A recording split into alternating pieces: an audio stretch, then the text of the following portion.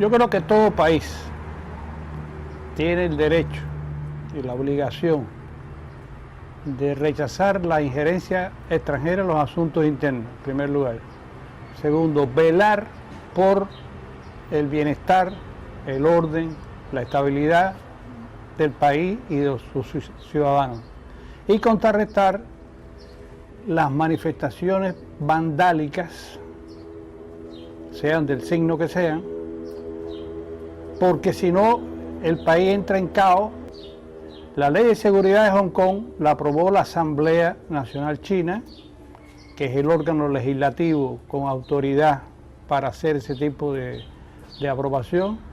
Por tanto, es un documento perfectamente legal y aborda lo que otros países tienen en su sistema jurídico. Eso no tiene nada especial. El problema de Hong Kong no existe, está inventado. El vínculo geográfico, histórico y cultural de Hong Kong con China es absoluto. Es tan chino como Pekín o Shanghái. Por tanto, China tiene todo el derecho soberano de hacer legislaciones para proteger sus intereses.